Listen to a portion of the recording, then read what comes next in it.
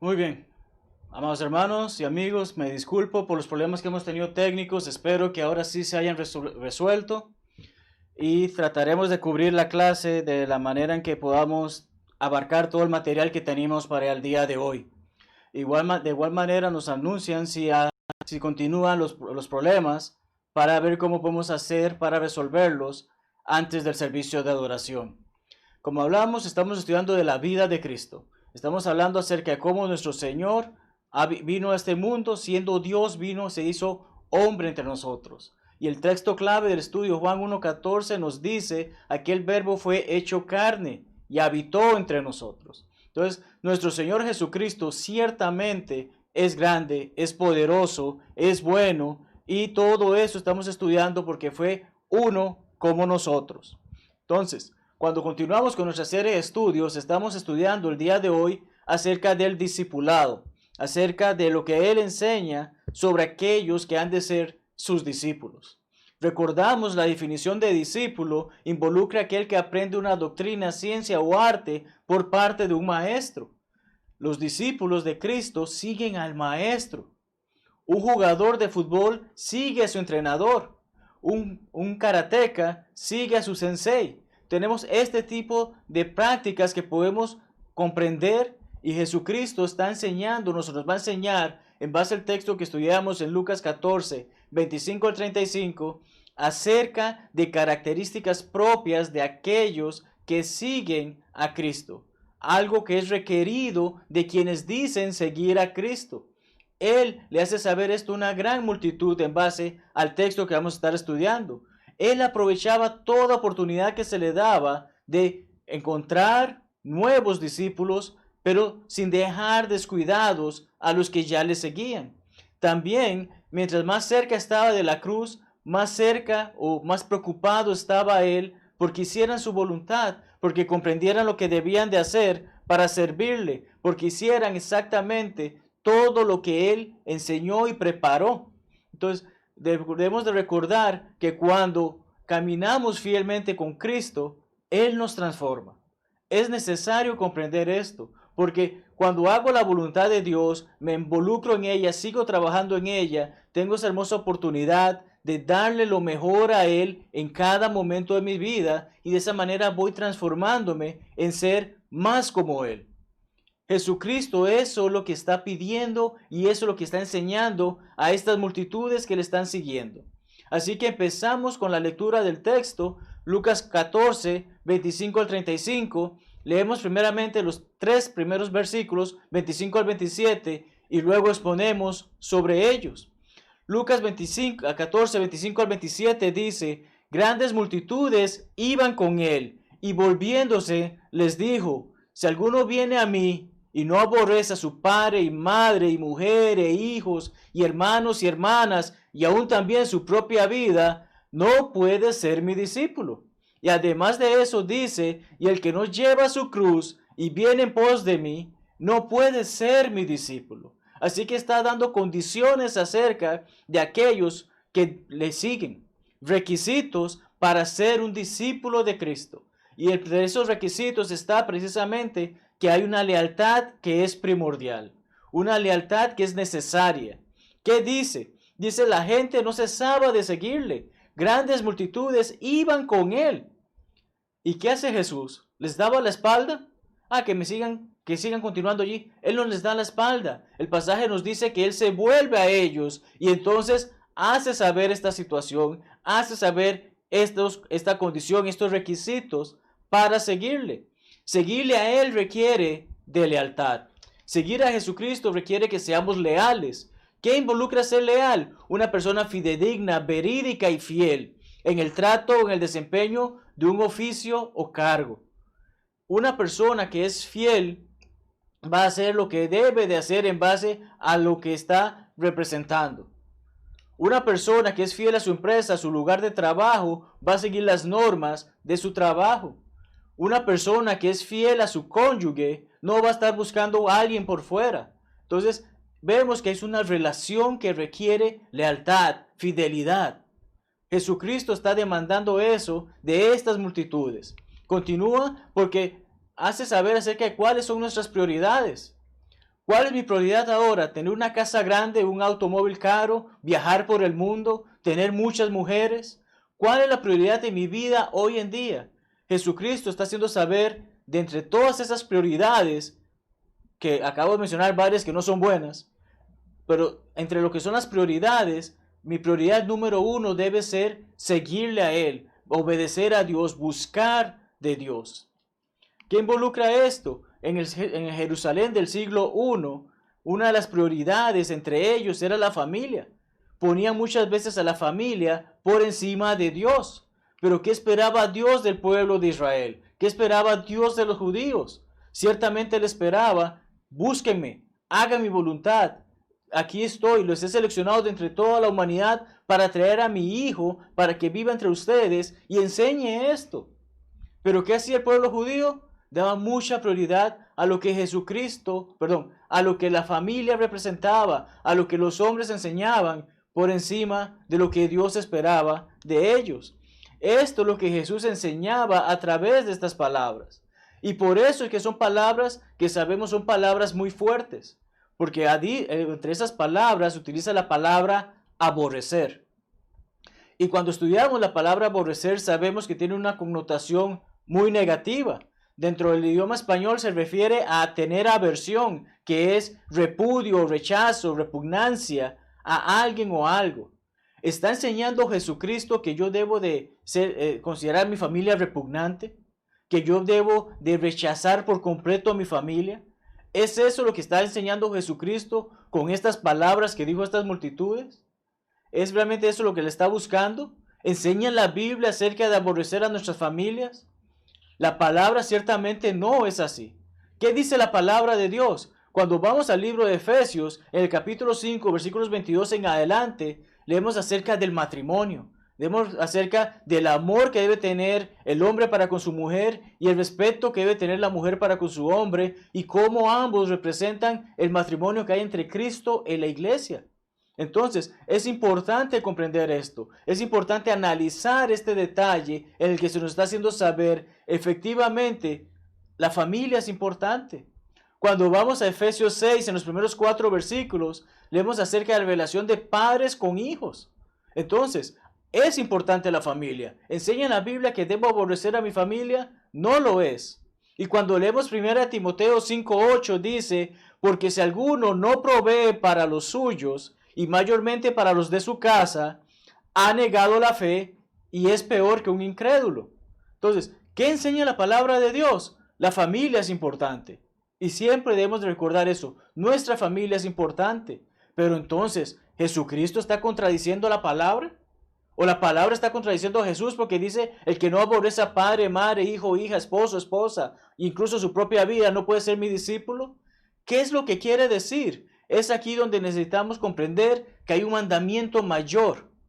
¿Cuál es el gran mandamiento? Leemos sobre ello en Mateo 22, 36 al 40. Se le hace esta pregunta a Jesucristo y el que dice: amarás al Señor tu Dios con todo tu corazón, con toda tu alma y con toda tu mente. ¿Qué está haciendo Jesucristo en este punto? Está haciendo la aclaración. Están los hombres y está Dios. Dios debe estar en primer lugar en todo momento. Dios va por encima de tu familia. Dios va por encima de tus posesiones. Dios va por encima de cualquier otra cosa que tú consideres prioritaria. Tu lealtad es para con Dios.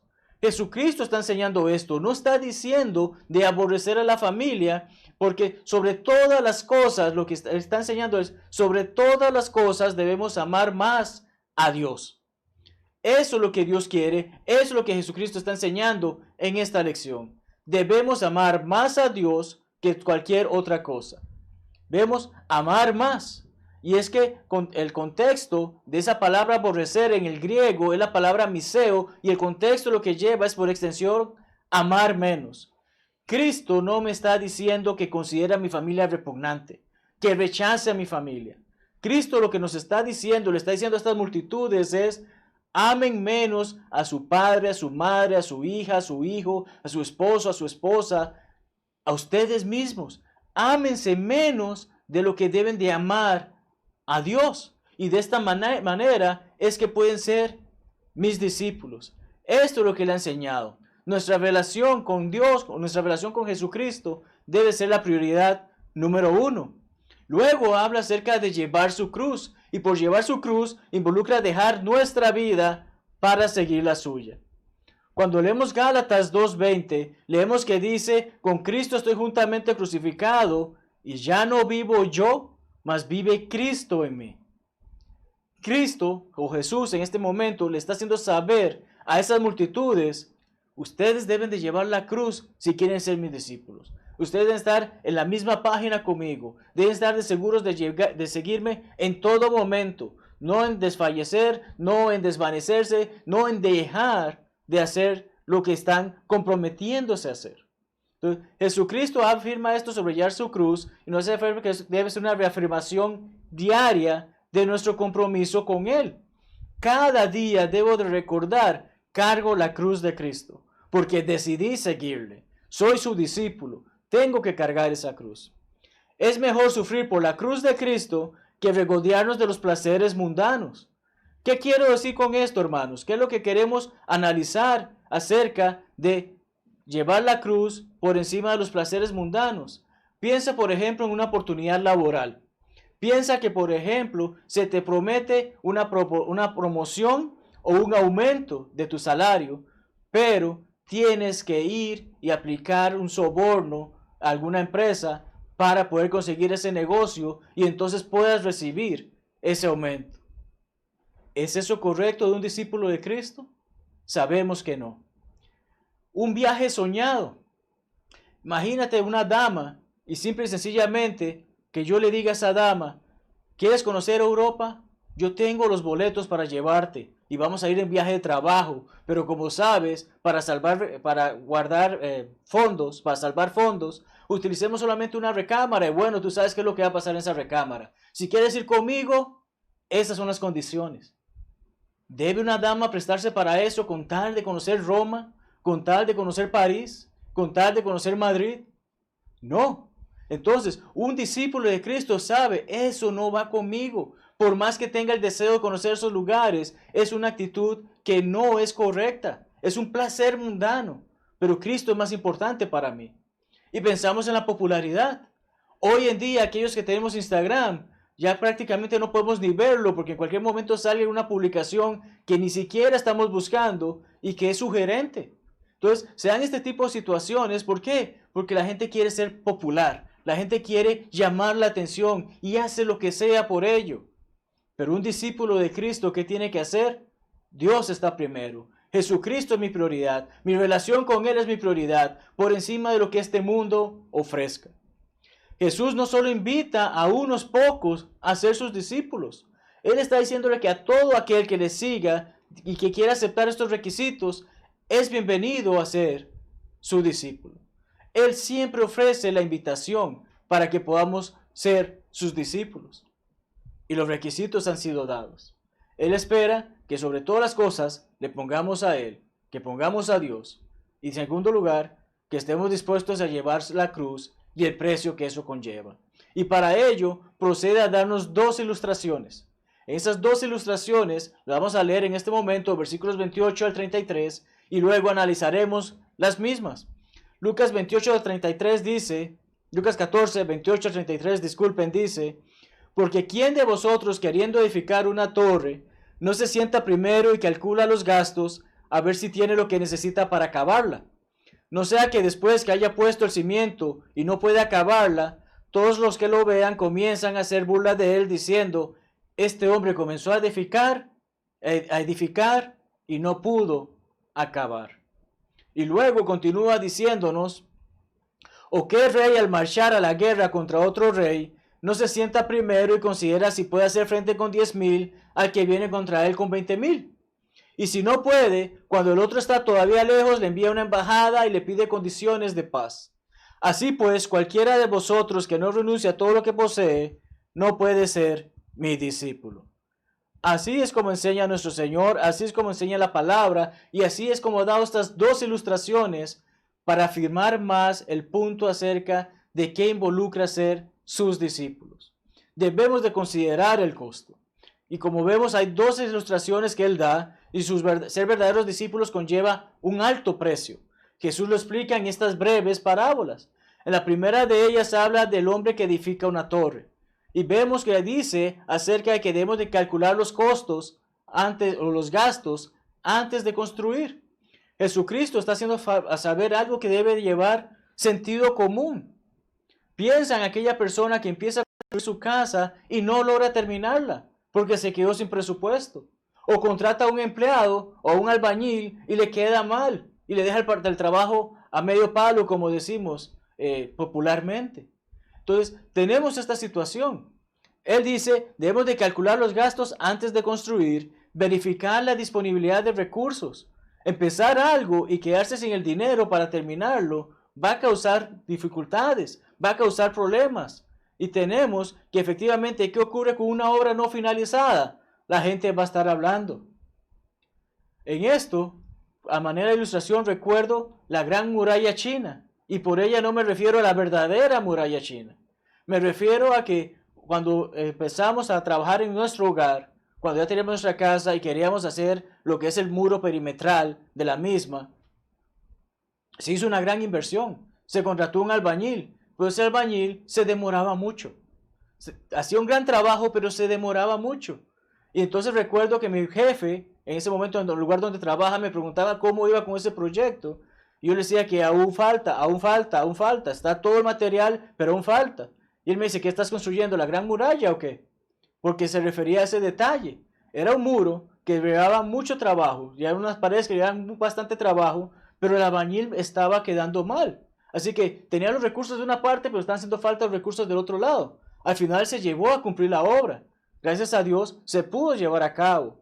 Pero lo que nuestro Señor está diciéndonos aquí es simple y sencillamente esa ilustración. ¿Estás dispuesto a hacer algo que no puedes terminar? Si me vas a seguir, tienes que terminar. Es lo que enseña Jesucristo. Una persona que realmente desea seguir a Cristo debe de considerar todo lo que esto involucra.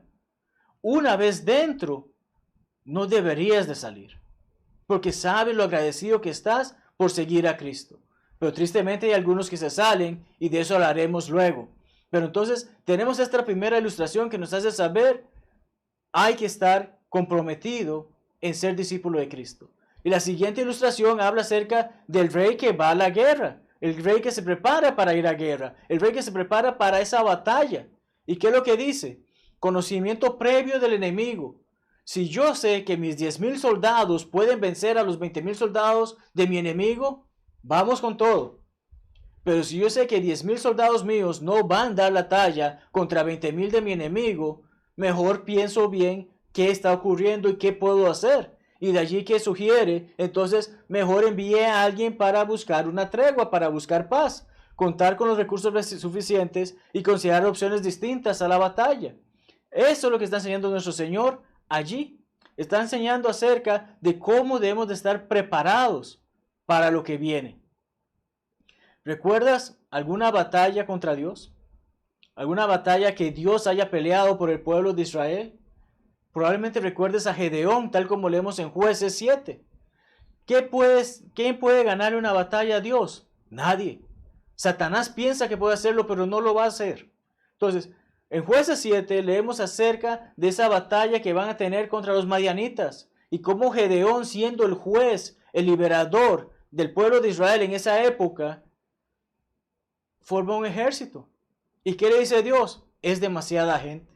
Y pone una prueba, si se puede decir.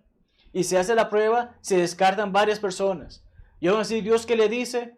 Aún es mucha gente. Vamos a hacer esta otra prueba. Y los que queden de allí serán los que van contigo a esa batalla. Y fueron solamente 300, como leemos en Jueces 7. Solamente 300 pasaron esa prueba. Y esos 300 son el ejército que Dios envía. ¿Pero contra quiénes los envía? Versículo 12 habla acerca de que los madianitas, los amalecitas y los hijos del oriente estaban tendidos en el valle como langostas en multitud. Y sus camellos eran innumerables como la arena que está a la ribera del mar en multitud.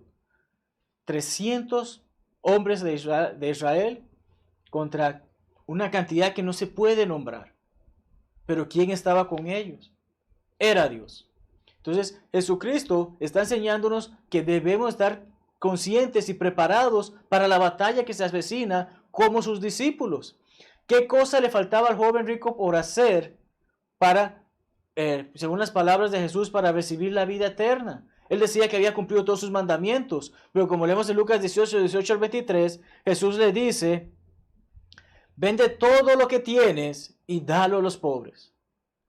Este joven no estaba dispuesto a deshacerse de las posesiones. La consideraba una prioridad. Y Jesucristo llega a decir que es más fácil que un camello entre por el ojo de una aguja a que un rico entre en el reino de los cielos, porque tiene esa necesidad de poner por prioridad sus posesiones en vez de hacer la voluntad de Dios. Entonces, Jesucristo da estas ilustraciones, nos enseña sobre esto, porque un discípulo fiel de Cristo requiere renunciar a todo lo que tenemos. Y esto involucra tanto personas como posesiones. Estamos dispuestos a darle lo mejor a Jesús. Estamos dispuestos a que Él sea nuestra prioridad. Debemos de comprender que no nos está pidiendo que abandonemos a nuestra familia. Pero si es entre mi familia y es entre mi Señor, debo servir a mi Señor. Recuerdo cuando no era cristiano, cómo Jackie constantemente los domingos se alistaba temprano para ir a reunirse. Y fuese o yo no fuese, ella sabía Dios es prioridad.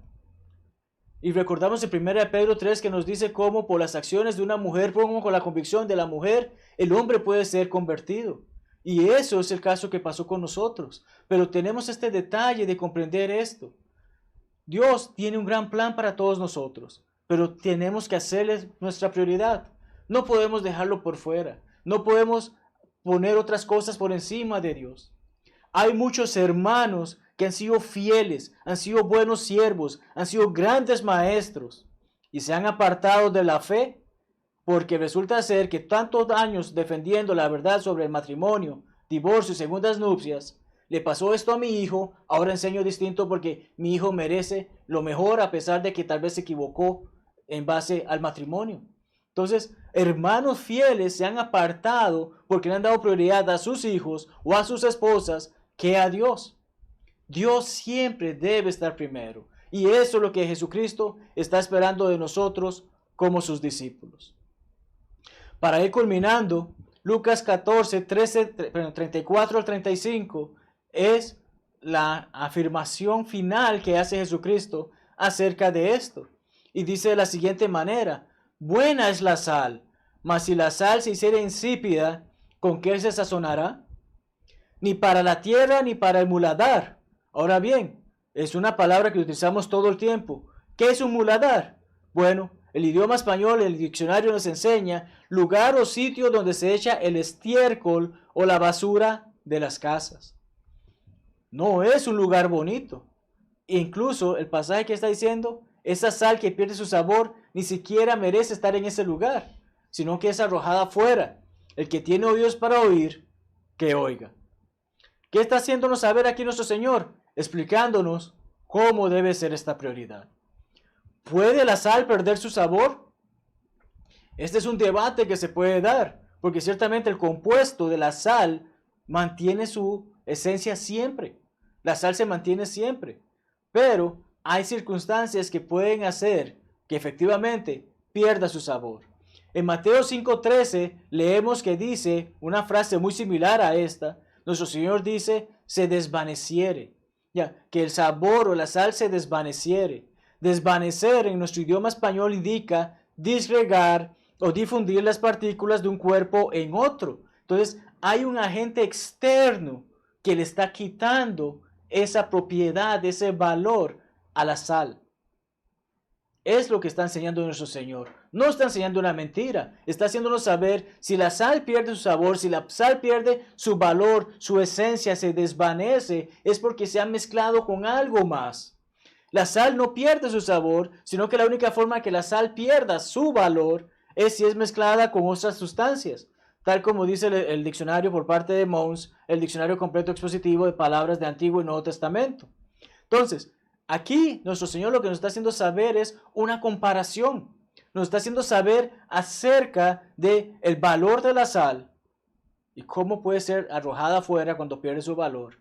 De esa misma manera, ¿cuál es el valor del cristiano o del seguidor de Cristo? El cristiano pierde su esencia al mezclarse con actividades y prácticas mundanas. Ya dimos algunos ejemplos anteriormente, pero ¿qué pasa con ese tipo de situaciones en las que le doy prioridad a las cosas de este mundo?